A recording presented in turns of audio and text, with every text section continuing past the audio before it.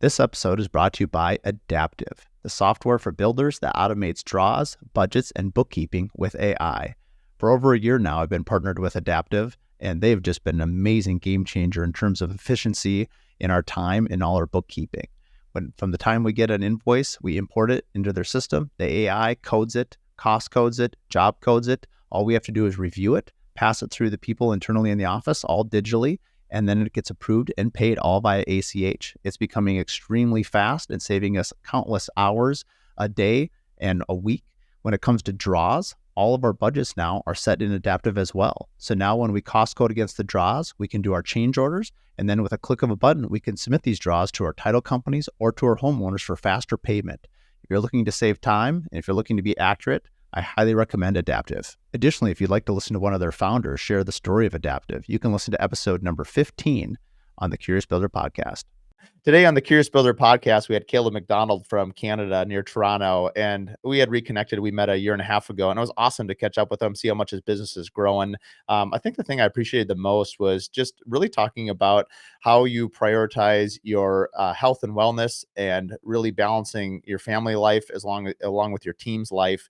And we really got in pretty deep on some of the little life hacks that Caleb really prioritizes, from kind of a deep dive on journaling, as well as really setting boundaries. I think you're going to really enjoy this episode, and it's going to not only be one that helps you pushes your building career to another level, but I think it's going to challenge you on some personal things that I hope everyone finds really helpful. So now, without further ado, Caleb MacDonald.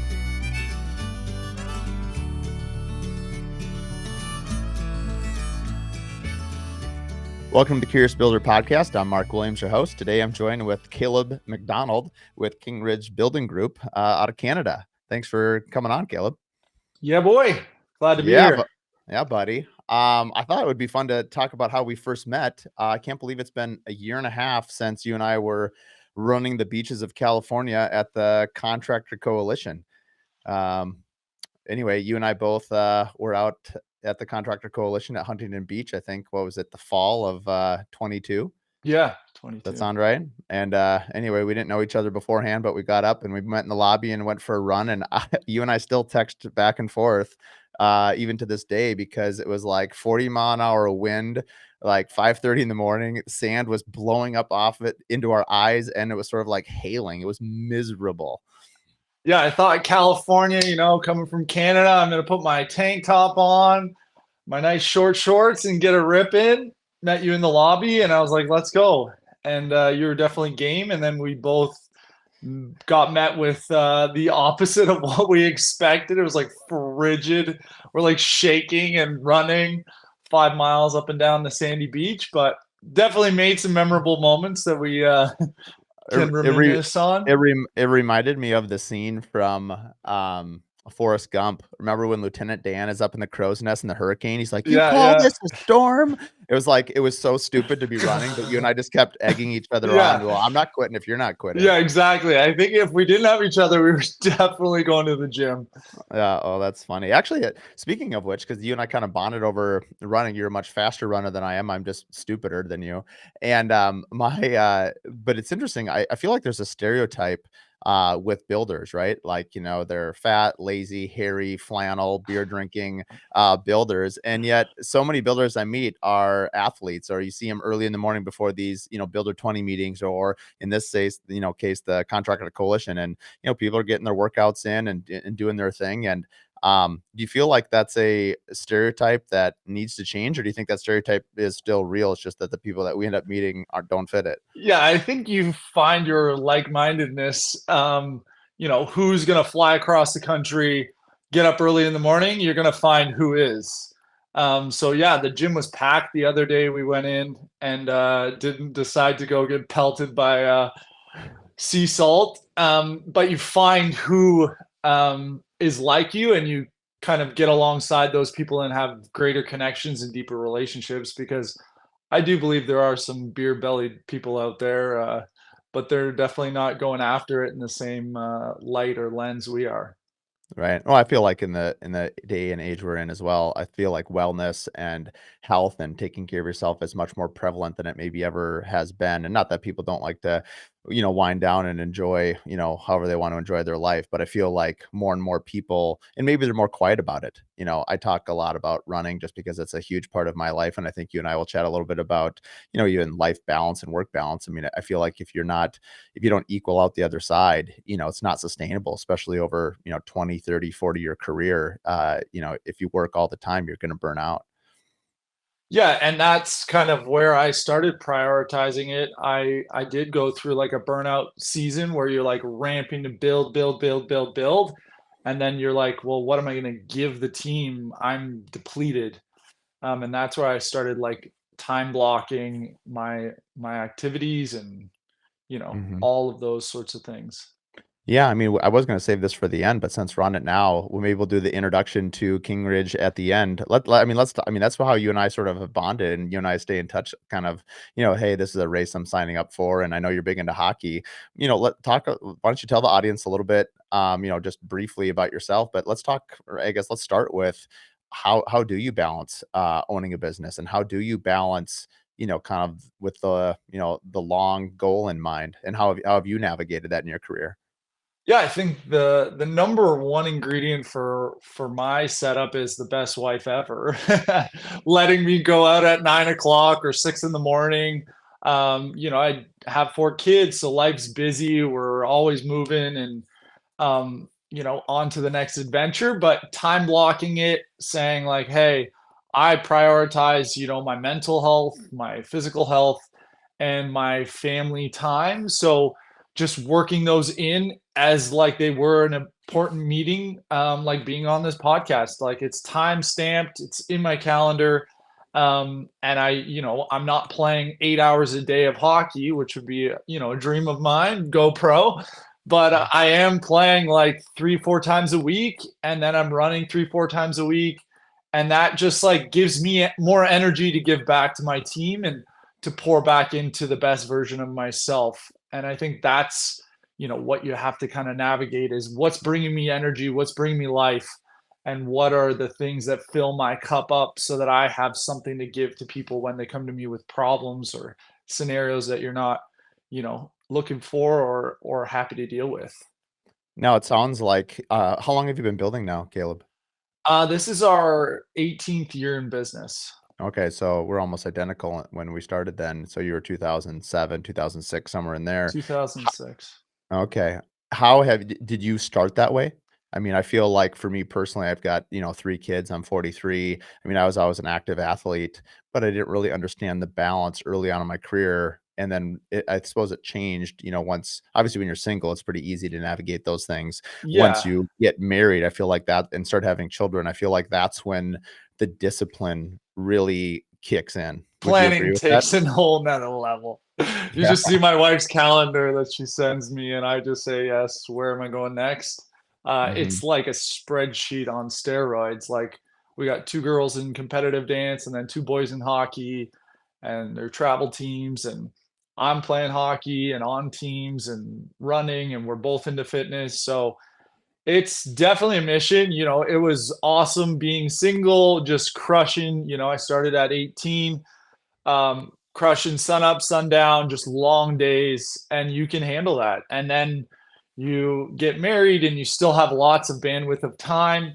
But then when you start adding kids and, getting woken up in the night by crying or whatever else might happen with 4 children, Right. I'll let you imagine that. And then, you have to get up and show up for your team in the morning and be the best version of yourself.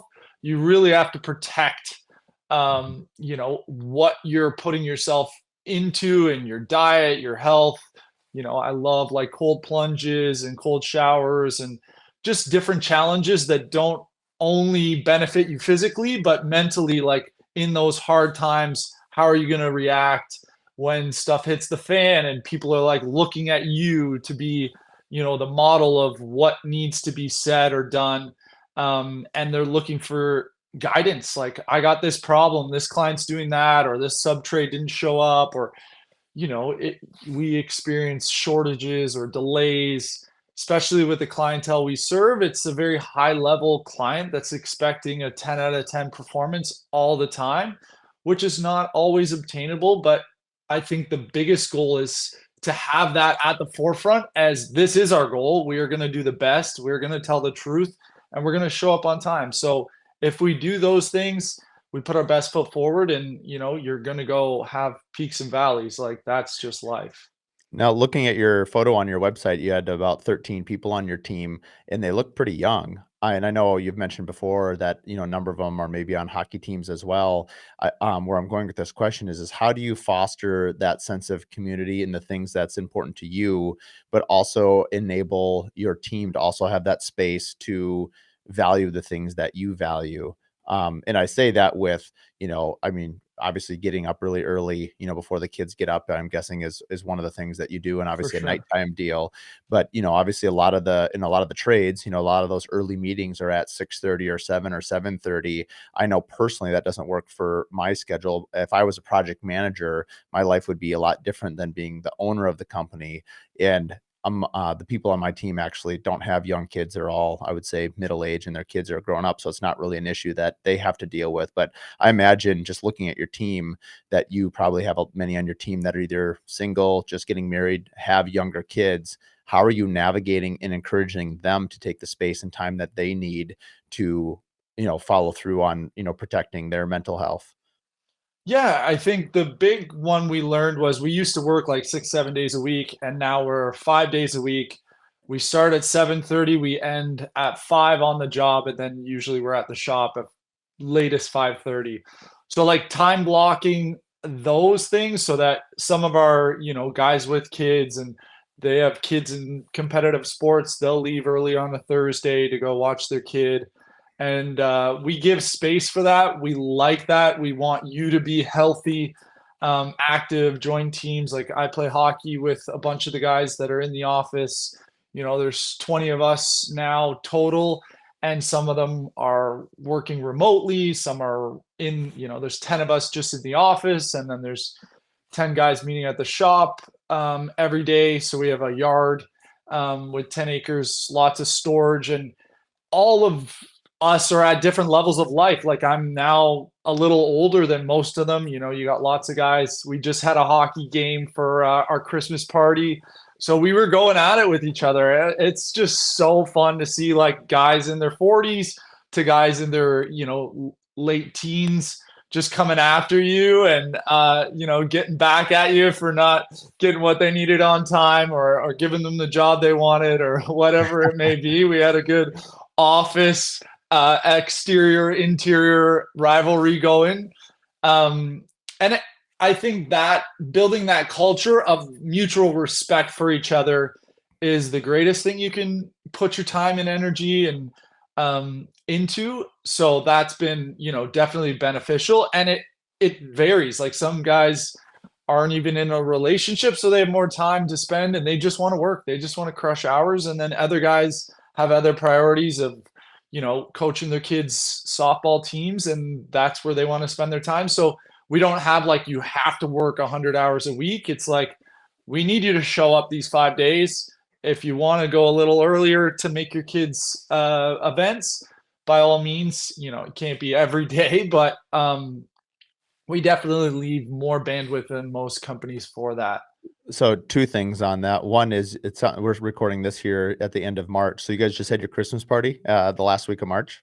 Yeah, so we just had it in end of December, but we had like a very competitive hockey game. It's nice. There's enough of us now. It was great. We made some of the guys that didn't want to play and girls come and watch and cheer us on and take videos. So we have actual footage and live documentation of what happened, not just in our minds of how good we really are. Right. No, it was awesome. Have you ever thought about doing like a subcontractor versus KingsRidge type of scrimmage once a year? No, we haven't. We've talked about doing it more frequently. Like some of the younger guys are like, "Come on, let's do this," or put a team together. Some of us do play. The thing is, some of us live, in different areas, but a good handful of us play weekly together, Sure. and it is a lot of fun. Like you definitely mesh better when you spend so much time together. One of the things, and this will be a good springboard into the business now, is, and you and I were chatting a little bit offline, just, you have a real passion for building your team. And, you went from 13 to 20. And I'd like to talk a little bit about how you've scaled up, when you started and kind of maybe these milestones of as you've added teams. And where I want to go with this question is a lot of people talk about culture. And a lot of people, I just recently heard at my Builder 20 group, they're talking about having a culture calendar where, you plan out different events, which is fine. But it seems like yours probably happens a lot organically, because if you guys are all on the same hockey team, you enjoy each other that much. I mean, I feel like culture is something that's sort of hard. Do you think it's hard to plan for, or do you think you just need to create space and then the culture of like-minded people sort of organically grows on its own?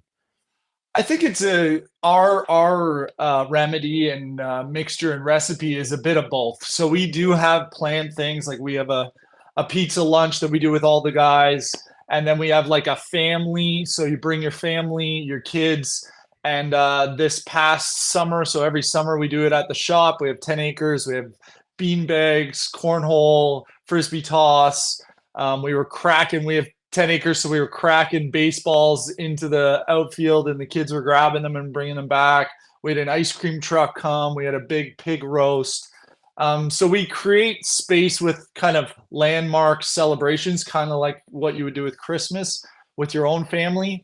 And then we have, spontaneous, like some of the guys will go fishing together, and do different events, just out of just enjoying each other's company, and having that, reminiscing on, okay, we had a really good team meeting this week, and we were looking at, how can we build relationships deeper or better, and then they'll just roll with it, and they'll talk about, oh, we were just playing this sport together, or going on this fishing trip, or hanging out having some dinner and wings. I think that's just a byproduct of doing your celebrations well when you do get together, um, and maintaining team meetings. Those are a vital organ to our operation, and have been for 18 years. Like since day one, we've been doing team meetings, and they were definitely not what they are now. You have lots of people. Back then there was like 3, 4 people,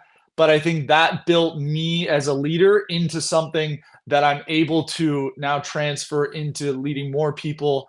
And I'm a better communicator, a better reader of the room. Like, is there an issue, or and kind of digesting all of that at a high level instead of just an immaturity level. That comes in play for sure. Has that been a selling asset? I mean, can your clients tell? I know you guys are very active in the community, and one of the things I want to talk about a little bit later is just your niche in terms of proximity. You work in a fairly small geographical area, as I recall. But Yeah. before we get to that point, I'm curious, like, do your clients know what a tight ship you have in terms of like how the cohesion is so strong? How have you been able to sort of leverage that? Because I think as an employer and as a business owner, we want culture because, of course, we care about our people. We want them to do good Yeah. work. We'd like them to have, obviously, opportunity to move up and to make money and sustain their family. But then we also, of course, would love it to not only benefit our own company, but also see it as a sales point. Like, hey, our clients can look at this and be like, wow, we want to be a part of this. If their employees are this passionate about being around each other, imagine, I mean, they have to love their work and they love their people. I want to work with this company. How have you been able to message that to your audience? Yeah, it's definitely benefited us. The best way we get it out there is through Instagram. We have a good sized presence because we only cover a 30-kilometer radius, was definitely less than miles.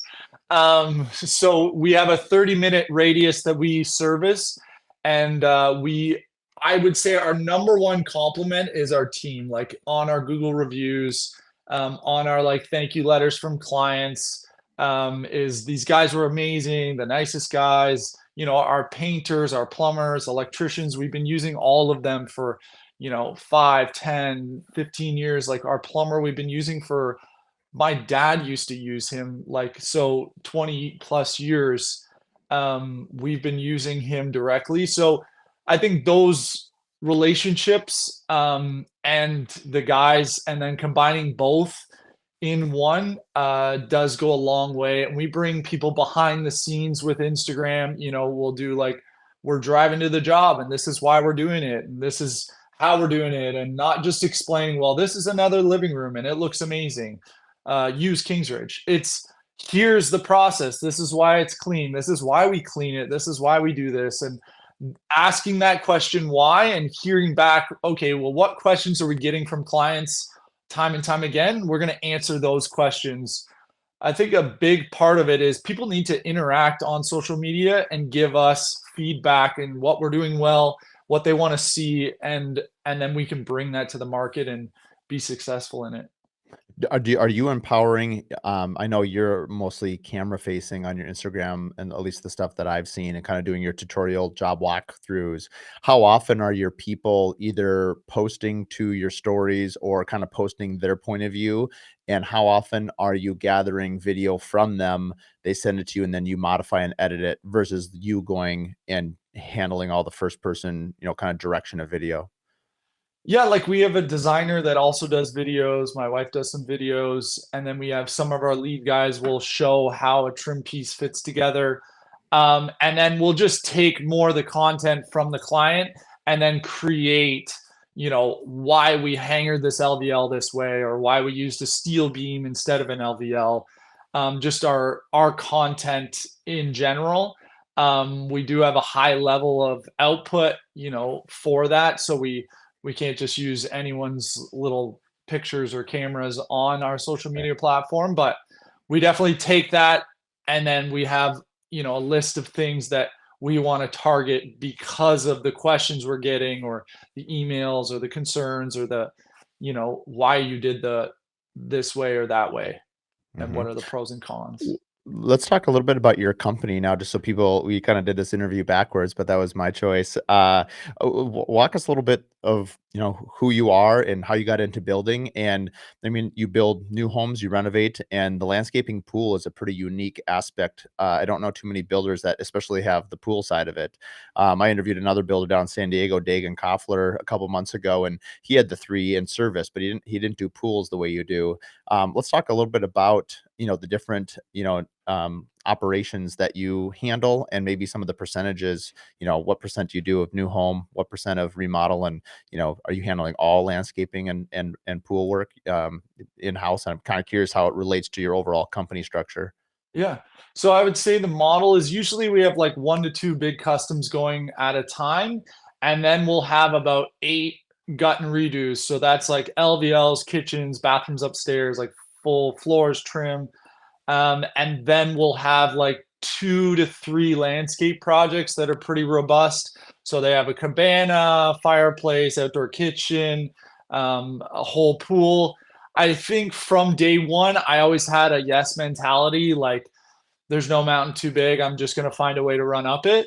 And that kind of progressed us and snowballed us into where we are now as, more of a mature company. But at the beginning, it was like doing small jobs. And you said you had a little bit of a bigger job. And I was like, no problem. Like, if the next guy can do it, so can I. And I just, learned, read, studied, and found the skills and asked the right questions to the right people. And that definitely propelled us forward swiftly. And then collaborating with like architects, designers, like those are the key things that we're looking for and looking to cultivate, and that have brought in the best projects to date. Are, we can't do it alone. A big, accomplishment like building Rome was not built by one human. It takes a team and a, well, executed plan to, bring these beautiful custom projects to life. So those are the things that we're seeking after and hunting for, and really, want to show people what we can do and showcase our abilities on that stage. I assume it started with remodeling and new home builds. Is that correct? Yeah, it started with just renos. So like lots of little renos. My dad built a lot of like 20,000 square foot homes, subdivisions named after me and my siblings, like big stuff. And I was just young. He got out of the business, and I decided to start KingsRidge. and not get into, he was in the golf business. And I was like, this is what I want to do. I want to create things out of nothing. Like, I love seeing something built that was not there, just by the desire of the client. And then we have the abilities to execute it. It's like the most rewarding thing on planet Earth. How is it that I think a lot of builders listening are going to be pretty envious of the idea that you can, stay within a, roughly 25-mile radius or 30K radius for those north of the border. Um, how is it that you're able to stay in such a small niche? I mean, that sounds it sounds amazing, both from a logistical standpoint. Also, it reinforces some of your core beliefs we talked about earlier. Exactly. I mean, if you don't have a long road time, man, you can really get home for dinners. You can kind of shut the operation down. You can really, it just saves a lot of time. I'm guessing some of that just might be good fortune, or was that always the plan? And because are you in, what We're part of near, Canada are you in? You're in we're Toronto? in Toronto, yeah, just north. But I think the biggest thing was, we did go a little farther. And then once we had kids, I was like, I am not spending 2 hours a day wasting my time in traffic. I was on the tools at the time, and I was just like, this can be done better. So I think we just brought our level of execution up, and then just like really honed in and focused on a small bandwidth of, space. But we prioritize, like, I coach my son's hockey team, I coach all of my kids' soccer teams. So that takes a lot of energy and time. And so that takes away from the bandwidth that I used to have, for just driving around. And then it just makes it like my office is a kilometer from my house. I can walk there. I can walk to probably 5 jobs in that area. And then we have five that, I would have to put my running shoes on for. But I could definitely make it there. So we usually have 10 jobs on the go at one time. And we have project managers managing that, and I'll manage some of them.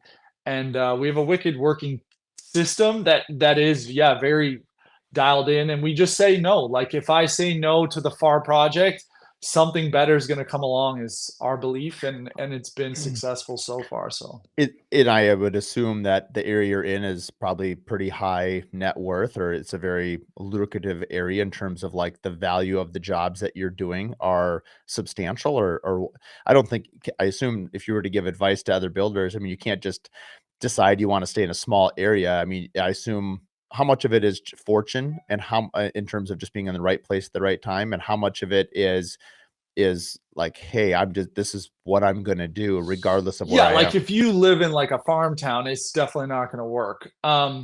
But what I would recommend for anyone trying to like narrow your reach is just set out a kilometer radius, and then just like decrease over years. Like every 2 years, you just bring it back in, 10 kilometers, 20 kilometers, whatever, your reach is right now, and just like slowly hone it. You definitely can't go to nothing.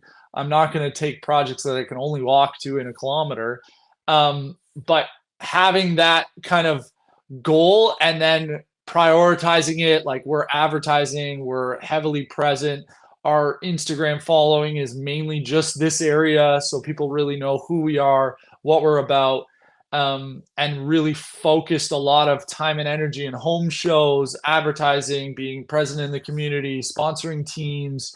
We do like a turkey drive, so we'll give away food in a lower income area at Christmas time for the last like 15 years. Things like that give back to the community. We have charities, that we will go fix their kitchens and help out. And I think when you're giving back in your local community, you're going to get back. And I'm always a believer in, you reap what you sow. Like, what you're putting in the ground, what you're taking care of, is what you're going to actually take in, and that's going to be in your storehouse. So I that's what love we're that. putting our time in. I love that. I assume too, your referrals are probably off the charts high as well. Exactly. Like, we have repeats. Like we have had a client in this week. I think it's his fourth project. They're all very big projects, on his property. And the versatility of our team is like, we did his pool, then we did a huge cabana in the front, flagstone walkways, and then we did a bunch of bathrooms, and now we're doing an addition. So it's like we service that client as if, they're our only client, and they are very valuable to us because we can't burn any bridges. Like, even we've had some scenarios where sub trades or clients just deal wrongly with us. I would rather just like pay them, shut the door. I'm definitely not going to deal with you anymore, but I can't have you talking badly about us. And we'll go above and beyond to save that. That is king in our line of work. It's It, trust is everything. and is that a trade partner you're referring to, or maybe a client you're referring to there? We had a couple clients just like use and abuse us. Like, you go to Costco, you fill your cart, and then you walk out the door and you have another cart, and the person's like, "Hey, you got to pay for the other cart." And they're like, "No, I don't." They're like, "Yeah, you do. Like, you put all of that in your cart." So we've had a couple scenarios like that, and it grows your patience, it grows your understanding, and it grows your policies and procedures. And people definitely like to take advantage of others. And I am a firm believer that, what you reap, you're going to sow. So I'm going to choose to, move past it and learn and then go to the next, but not dwell on it and get all bitter and remorseful over it. Have you ever had a client sort of weaponize your reputation against you? And what I mean by that is, "Hey, Caleb, you have an amazing reputation. You do such a great job. I would have expected you to do this, that, or another thing." Obviously it's not truly blackmail. I learned out the other day what this actually means, but like we would colloquially refer to blackmail as like, "Caleb, if you don't do this, Yeah. then I'm going to say that." That's actually, I learned from a lawyer that actual blackmail is where someone would extort you to do something illegal for money. That's Yeah. blackmail. But actually telling someone that if you don't It's do this, I'm close going to enough to blackmail. yeah, I mean, we would say it's blackmail, but it's actually not by the law. Have you ever had that scenario? Because you're in such a small community and For you have such a sure. great. So how do you handle that when someone tries to basically tries to weaponize your reputation?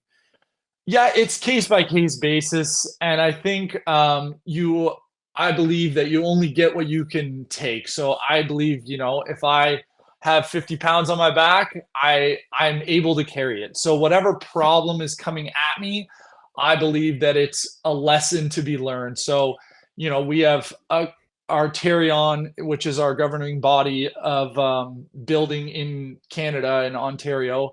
And the regulation is like a paint defect or a mudding defect, you have to stand 4 feet from the wall. Well, we have clients like putting sticky tabs, and they literally have like a magnifying glass, and they're like half a centimeter from the wall.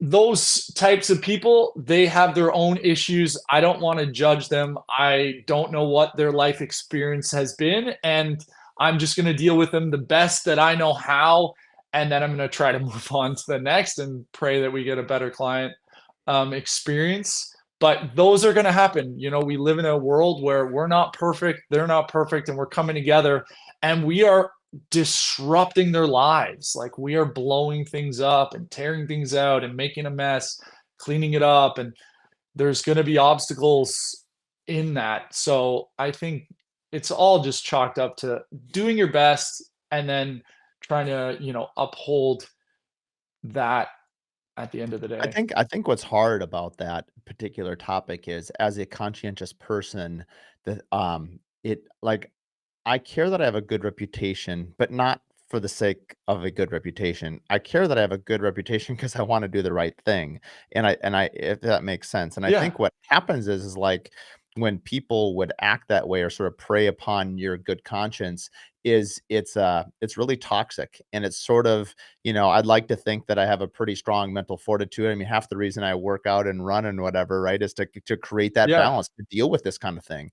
And regardless of who you are, have you ever had something where it's like you were carrying a weight you weren't aware of? You just mentioned 50 pounds, but it's Yeah. kind of like, I All the remember time. years ago we had a cabin in Montana, and I remember my dad put a bunch of rocks in my backpack. Classic dad move. I can't wait to do it on my kids. And we got to the top, and I love and it. I never knew. We took out our sandwiches, and I had like 15 pounds of rocks in my backpack, and he's just chuckling. He's like, "Well, I had to do something to slow you down." I guess my point in saying it is that I feel like sometimes we carry latent stress, whether it's being a dad, a business owner, a human. I think everyone deals with this to some level. And then at some point, that weight is removed and you didn't realize you were carrying it. Lake Society Magazine is Minneapolis' premier target market boutique lifestyle and design publication. It embodies the unique lifestyles and design of the Minneapolis City Lakes neighborhoods. From Lake of the Isles to Lake Harriet, it showcases the best in local design projects by both premier builders, architects, and interior designers in this area.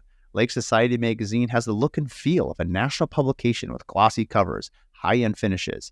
It's mailed directly to upper bracket single-family homeowners in the City Lakes area, and it's the perfect local coffee tabletop publication. Subscriptions can also be available through the website lakesocietymagazine.com. Additionally, publisher and founder Karen Steckel has over 27 years in the local magazine publishing industry and has a passion for high-end photography and quality graphics. Her commitment to quality, visual simplicity, and beauty are strongly reflected in her beautiful Lake Society magazine. This episode is brought to you by Pella Northland. For 19.5 years, I've been building homes, and 95% of all of my homes have used Pella windows. I couldn't be happier to call them a partner in our builds and our remodels. Whether you're an architect, a designer, or a remodeler, I'd highly recommend Pella windows. They can fit old homes, new homes, reclaimed, commercial, and really everything in between. Pella is a company that we trust and that we recommend to our clients. Additionally, in management, Peter and Ed have just been absolute fantastic people to work with, as well as mentors to me personally. So when it comes time to look for a window, I'd highly recommend Pella Windows. Find more at pellanorthland.com. Also, if you're interested, you can hear episode 1 where I interview Peter and Ed together for a great listen on business and Pella Windows. What advice would you have for like self-reflection? What have you found helpful to sort of like get a almost eyes on your own life? I mean, I assume it's, well, I'm not going to answer the question for you. I'll let you answer it. Yeah, I do some key things that I would say are fire for success. And I wake up 5:50 in the morning. I'll read for an hour and really dial in my day. Do a What cold are you reading? I'm reading Proverbs. I have some good books. I'm reading the Bible. Really like honing in, so that I'm, responsible for my actions for the day, and really honing in my ability to succeed and to be a leader and to show up in what I need to bring to the team and to be successful. Um, and then the other thing would be, um, what was the question Well, the again? question was like basically how do you have either and I think, and I'll comment in a Yeah. minute, but how do people, because I just mentioned like basically we don't always realize the weight Oh, that we're carrying. self-reflection. Yes. Self-reflection, like is That's it it. other people? Is it Yeah, yeah, meditation? yeah. I got it. I'm guessing it's a little bit of everything, but I'm just asking you specifically what are some things that have sort of helped you through your career to sort of get kind of like an out of body experience to look at yourself and be like, whoa, I need to lay that burden down. That's a burden I shouldn't be carrying because it's not meant for me to carry. Yeah, so I do once a month I'll do like I'll jump on a train or jump in the car and grab a coffee shop out of my town, out of my, pressures, and I'll just sit down and I'll journal. I'll think of creative ideas, I'll think of reflect on, how was our team meetings? We have lead team meetings with our higher up people. How did that go? What went well? What could have been improved on? What do we really want to be hunting after in this next season of business? And I think those have been clutch for me in terms of that higher level, like zoning out, like in Stephen Covey's book, Seven Habits. He talks about like zoning in and then zoning out and zooming. So you get that perspective of high level, low level, mid level, those kind of building blocks. And I think reading books, like I'm reading my desk right now. This guy, just fire. He has a great book on teams. I've read his other books, The Ideal Team Player, and just like those things, building up your understanding of how to be a great leader, how to be a great friend, how to be a great dad, husband. It all has to work together, or one part's going to be lacking. One of the things I wanted to mention here for those that can't see what you just held up, can you read the title of that book? Yeah, the 5 dysfunctions of a team. Okay. Where I was going with this is, I love what you just said about the one day a month away that you probably plan in your calendar. It's probably sacred. I'm really interested in the mechanics of this. Is it a half a day, a full day? It's a coffee shop. You're going for like a long run, and then you sit down. Like, talk to me about this journaling. Talk to me about your process. So it'll either be usually it's on a Friday. Those days just work best for just planning purposes. And I'll just go either to Toronto, I'll take a train, or I'll jump in my car and go to a different town nearby with like a cracking little coffee shop. I'll sit down, I'll bring a journal so that I don't get my phone just alerting me of every email and text and calls and distracting me. And I'll just digest. I'll have like a theme that I really want to focus on, or I'll get the theme through the process and I'll just journal. Okay, well, what was the last month like? How did it go? Was it successful? Did we lean forward into what we were going after, and did we gain momentum, or are we just standing still and just like watching traffic go by? And you know, the biggest thing nowadays is like people just like scrolling on their phones, like, why is that guy in the porta potty for an hour and a half? it's just we are consumed with inaction. We just want to consume. Well, what is the opposite is action. So if I want to move forward and I want to be successful in something, I need to put that thing down that's creating that inaction, and I'm just, going into la la land and autopilot. And I call it getting out of autopilot. For me, like when I pick my kids up, when I walk into the door at the company, am I like present, or am I just going through the motions? Like, how you end up home one day and you're like, that was scary. Like, I don't even know how I made it through the front door, but I did, and thank God I didn't die.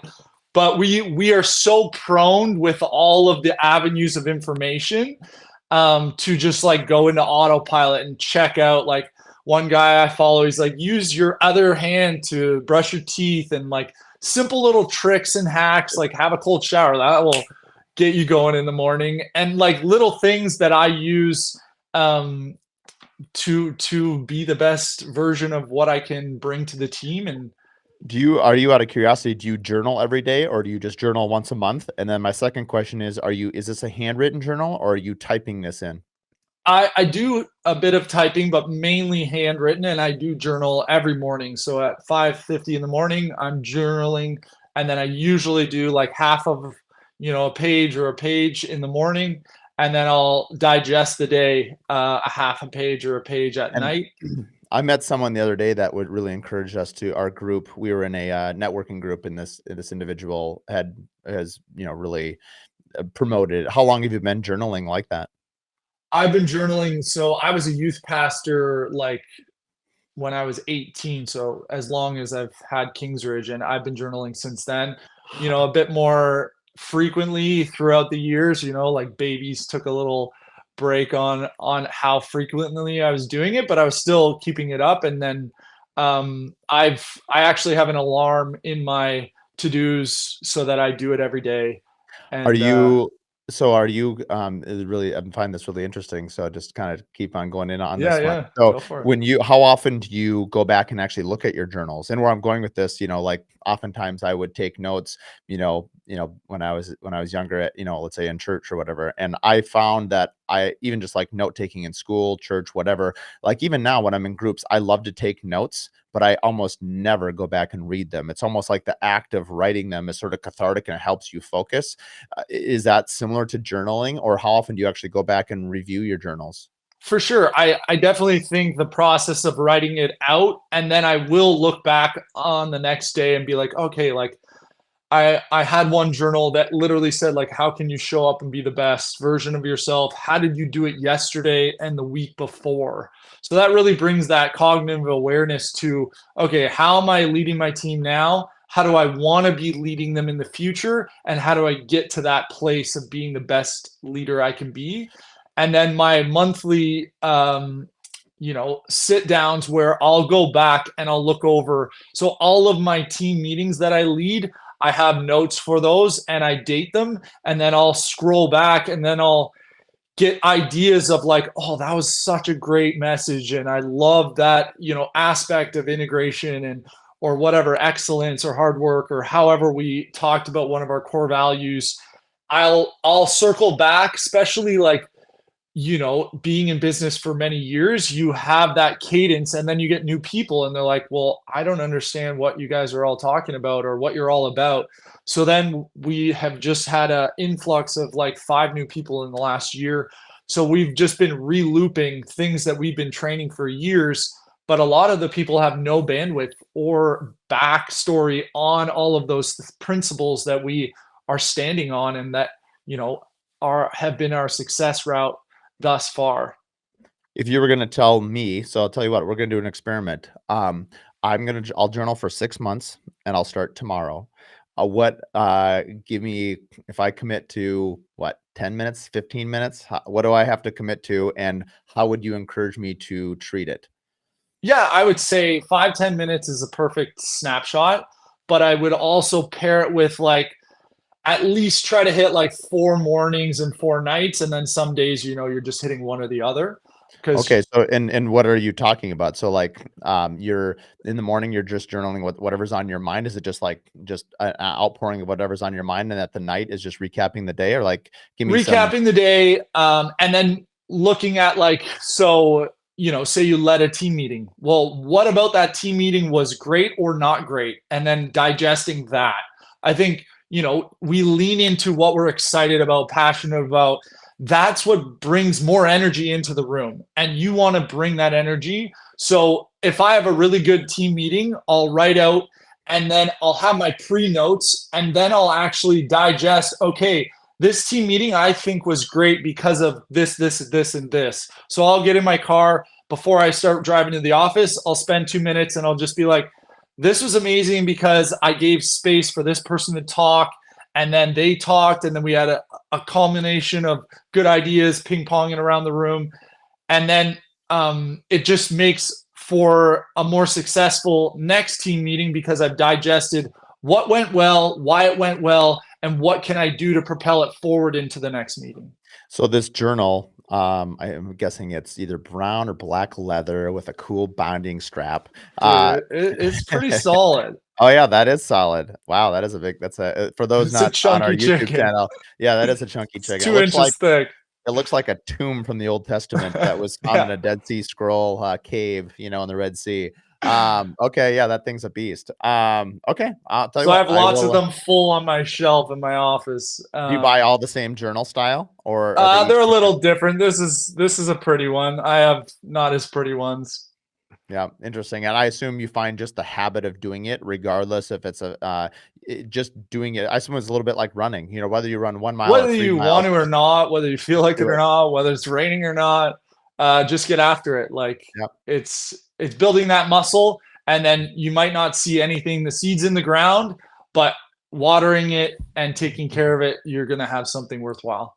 All right. Well, I'll send you a note 6 months from now. We'll have a All call. right, We'll see how it goes. You're the I'm gonna second keep you person. accountable to that one. I I I like am. it.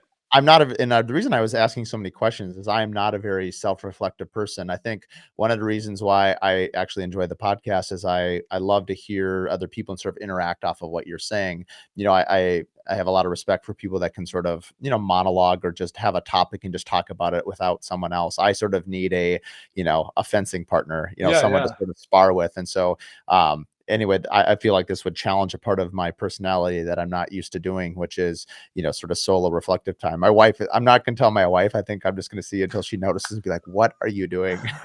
Who made this change and why? Yeah. Yeah. All right. Well, okay. We have committed to it. Okay. Looking back now, on your career, did you always know you were going to be really good at creating teams and supporting people? I mean, you have 20 people. That's no joke. How have you been able to scale and going back, if you could go to the beginning, what are some things you would have done differently, or what are some things looking back you're like, wow, I got lucky, I did that really well and it's worked out great?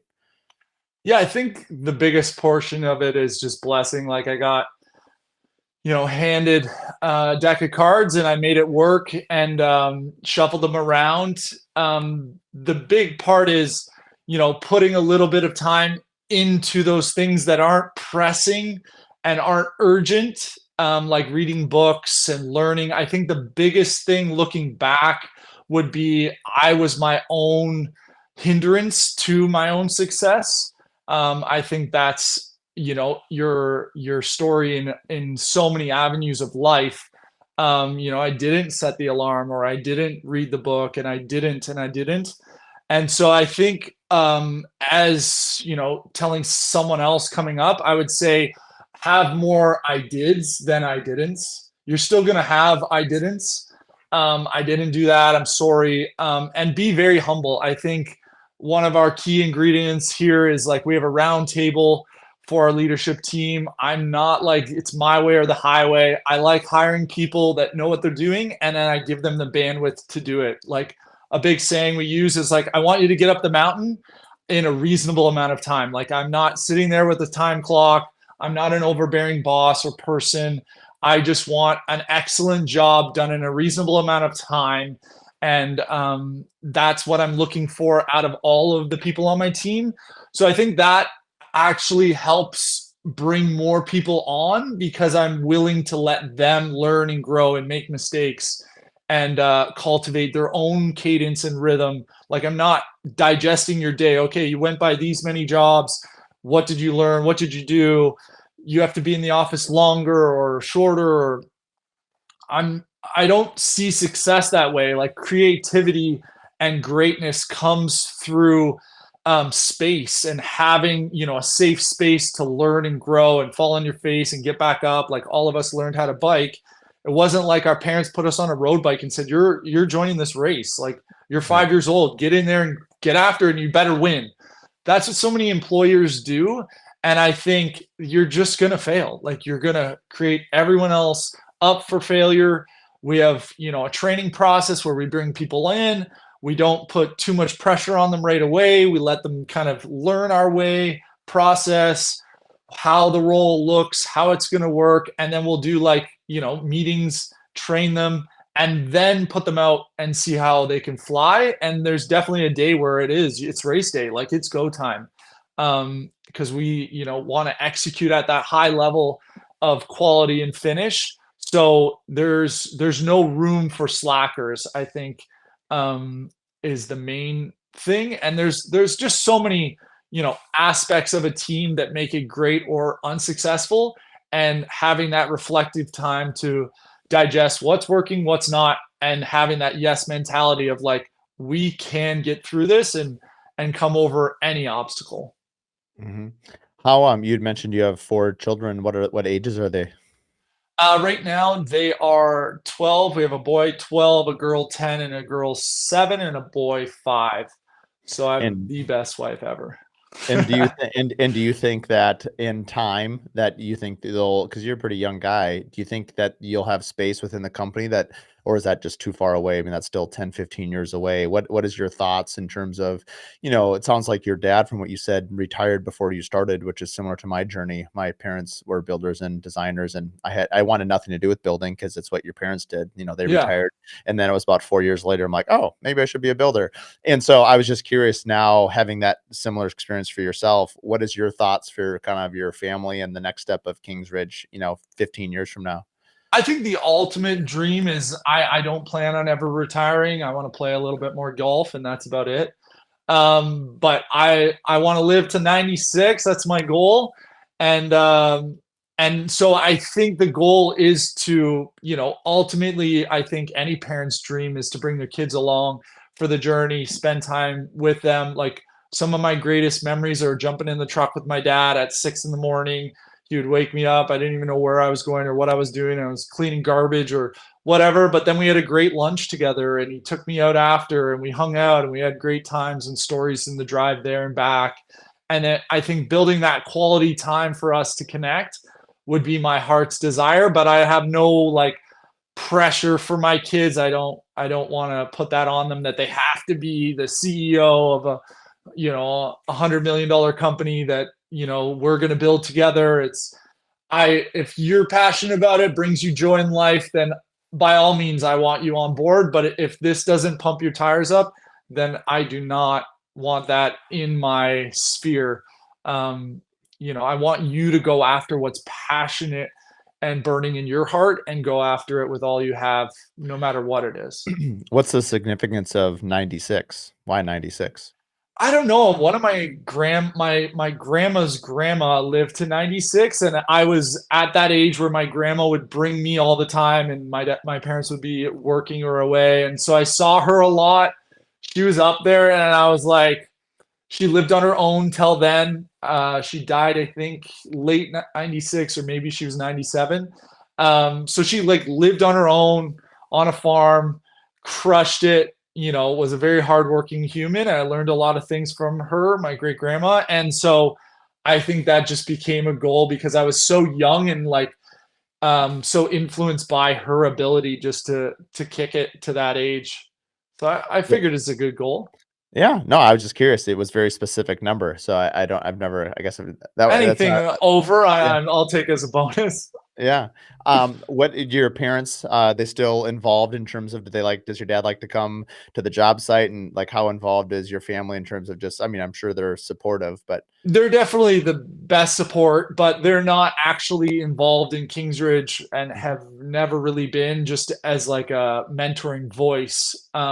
So financially or no, otherwise. I gathered that, but I mean, where I was going with this is like, I assume when you get together with your dad for coffee or dinners, Oh like yeah, he wants to hear. I for assume they're sure. kind of. I mean, they're a He's sound. still doing his own thing, so he'll Oh, he still is. build Oh, one house a year oh, usually. okay. He's still active doing his own thing, so he'll call me up. We usually grab coffee once a week or lunch or something, get together and just he's one of my best friends, so I love getting together with him, spending time. And both my parents are amazing encouragement, um and always there for me. And you always have that, like, you need to call someone, you got this thing going on, and they're always there. So it's been great to have over the years. Now, is Chloe your wife, or is that a Yeah. sister? Okay, so I just saw in your org chart that, Chloe McDonald, so I was like, maybe it's a sister, but it Yeah, sounds like yeah. your No, wife. that's my wife. How long has she been involved, working in the business? So 15 years, we've been Oh, wow. married for 14. And she does all our payroll. So especially back in the day when we were having little kids and we didn't have office managers. Now we have people like sending out invoices and taking care of accounts receivable and payable, but she still is pretty involved. She definitely was way more involved when we didn't have a staff. It was just me and her doing paperwork late at night, 9, 10 o'clock, sending out invoices or estimates. And she was, a godsend in her ability to communicate and organized and just, yeah, she's definitely been, rock And, solid. you mentioned her a few times, in terms of just obviously being a good helpmate, and both for your business and for your family and for your well-being. One of the things, and I've mentioned this before on the podcast, but it's I feel like, the best case scenario is where, your spouse or your helpmate or your partner is the one that brings out the best version of yourself. And sometimes it's not always easy. I tend to be a yes person. So I'll say yes to everything. I have a hard time Yeah. saying no. And my wife says no to most things and has a hard time saying yes. And so but it's been interesting. I was thinking about it this morning. Ever since we've been married, and man, I can't think of I can't even remember what life was like before having kids, honestly. It's like this. I'm 43, but Vortex. yeah, I feel like, yeah, it's a lost part of my life. But where I'm going with this is, I'm done every day at 4:30. I'm on the phone because it takes me. I'm about a half hour away. I'm not 1 kilometer away, so it's not. It's a little bit longer commute time. But I'll make my phone calls, and I get home at 5. We have dinner at 5:30, and I'm not a night person. I have to go to bed early because I get up early. And so, but where I'm going with this is, it took me a couple of years of really sort of like a horse fighting the bit. I used to always justify myself to my wife, like I'd be home at 5:05 or 5:15. And I'm not, for those out there that have a different lifestyle, there's no judgment there. It's just like, for my wife and for our life, it has to be this way because it's what brings peace to my household. So as anyone who is married knows but now I see a huge amount of wisdom in it. We always had, before, when my dad was a builder, there was not email and cell phones. And I always remember Yeah. them being home for dinner. It was always, they were both involved in the Staple. business, Yeah. but it was a different time because you sort of had to meet clients, at nighttime, back in the 70s and 80s. Cause like when else, people, it's much more acceptable in today's world Yeah. to have daytime meetings or, not have nights and weekends. And in some senses, it's a asset, I think, in a day and age where anyone can be reached at any point in time, 24/7. It's like you said already with the scrolling, you had a great line. I forgot kind of how you said it, but like, having some parameters on your life to help yourself, because it's actually really hard to protect not only family time, but sort of your own mental. And I don't pretend to have the answer. Where I'm just thankful that I do have a wife that I now see the value in it after doing it for 10 years, 13 years, I guess, is understanding that there's a huge amount of benefit because there's also some longevity now by setting those parameters, it allows you to extend your career for decades, because you can burn yourself out if you're not putting some Oh yeah. proper bookends in your life. Boundaries. Yeah, like a key component to like our greatest ideas and was going away. So every September, end of September, October was kind of the best time we found. So we would go away to Europe with our family for 2 to 3 weeks, and our team would run things, and that's where all of our great ideas, buying properties and shops and new tools and equipment and hiring the right person and creating that protocol for that role or whatever it may be. And we still block out time to have coffee, me and Chloe, my wife, each week, or have lunch. And I think, what do I want in 96? When I'm 96, I still want to have my best friend be my wife. So what am I going to put my time into now is just like working, working, working, and not know who I'm with. um, I don't want that. So I want to have like a long-term plan that's going to be successful, not a short-term stint. I think early on in my career, I got really jealous of people. I had one guy, he came up, was doing the same thing as me and had like 20 guys overnight. And I was like 4 guys. And I was like, how is that possible? Like, what the heck? But he had no foundation. Like, I was building a foundation that would last with principles that worked and lasted through the test of time. And he ended up self-exploding and his marriage, his business, and lost everything. So I think we all have seen byproducts of good stewardship over the years and bad stewardship. Well, I always ask the people that I see doing well and something at a high level, I ask questions like, what are you doing? Well, I am dating my wife. What are you doing? Well, I'm mentoring my team. So people that do things well, get around them, ask questions, and especially in this time of the world, like you can interact with each one of us through an Instagram message and say like, "Hey, what books are you reading?" Like something very simple that you could get an abundance of wisdom from just by reaching out to someone and saying like, "Hey, this is a question I have. This is a problem I have." And watching things like podcasts and live streams or whatever, audible books, just learning from people farther ahead than you so that you can make it to those destinations that you never thought possible. And that's where we're headed for sure. Hmm. Well, as we kind of wind down here, what are some things you're excited for the end of 24 and maybe even into 25? Yeah, 24 and 25, we're like super jacked. Like we have some wicked projects, lots in the pipeline. We have lots going. Our whiteboard is full, which is, always amazing. But we have some really unique, now that we're kind of getting out there in the industry as a high quality builder, we're getting some really cool collaboration opportunities with architects and designers and just pricing some wicked projects. So that would probably be our number one thing that we're jacked up about.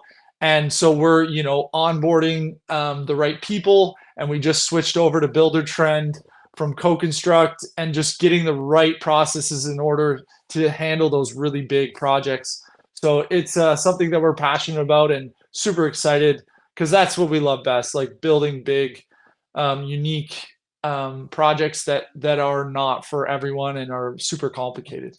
A question that I wanted to ask you before, but I forgot about, your 30-kilometer, what's your average new home price for, not including the land, but just like a new home?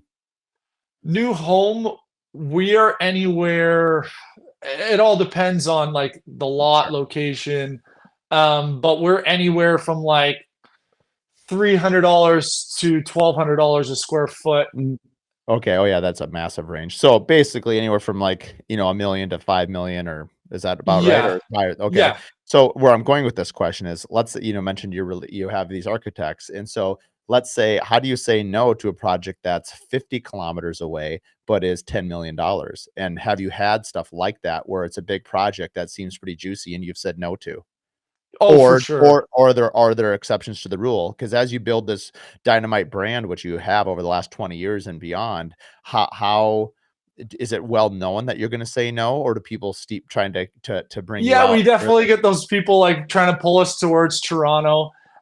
We would take, if we're going against the commute hours to a project, so we would take something more north, not south. We won't break that barrier. We have had a lot of opportunities that we just had two in the last month that were like very, they weren't even that far, but traffic getting in there, like sometimes you're an hour and a half one way. It's not far away, but the where it was located just didn't work.